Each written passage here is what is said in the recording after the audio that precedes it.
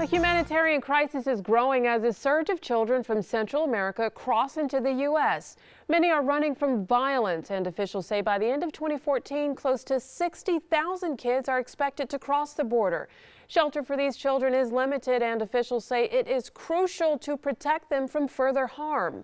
Immigration attorneys say it's easier for children to receive permanent residency, but the big question remains, how should the problem be addressed? That is our topic this half hour, and we want to hear from you. Share your thoughts on our Facebook and Twitter pages, and we may just read them on the air. Now, in our newsroom this morning is Fox 26 legal analyst Chris Tritico, news analyst Mustafa Tamiz, and public policy analyst Jackie Bally. Good morning, you guys, and happy Dad's Day, guys. Thank you.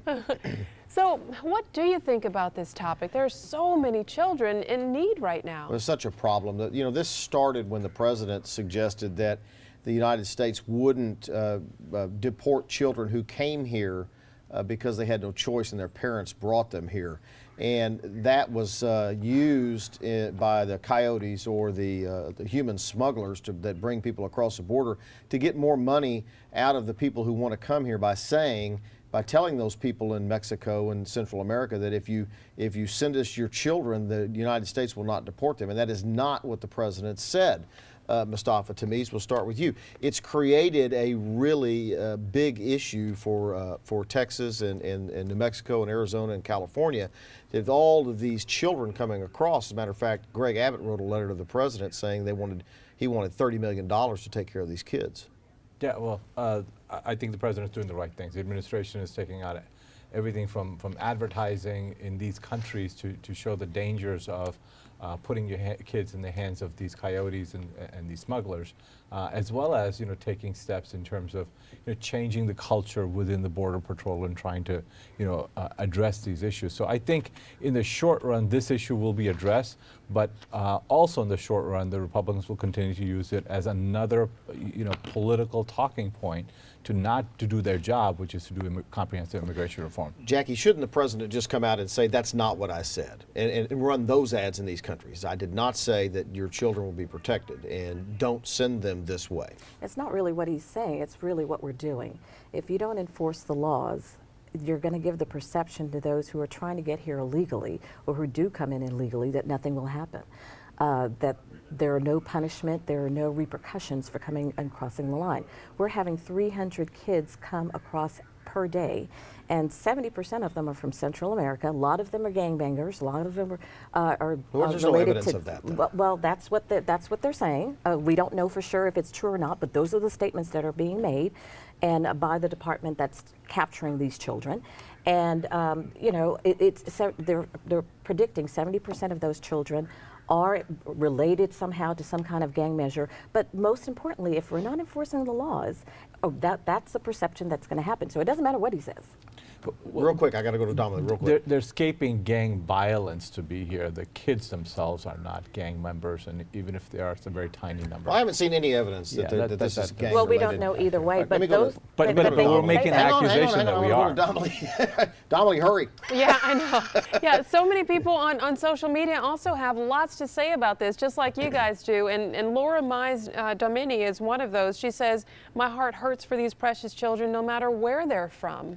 And that's really the human issue here is these are children, and that's what caused the president in the first place that started this to say we're not going to punish kids who were brought here by their parents who had no choice but to be here, and that's what created this. I don't know who else with Mustafa. The facts on immigration are that 2 million people that were in the United States that had committed some kind of crime, others have been deported, more than ever in history before.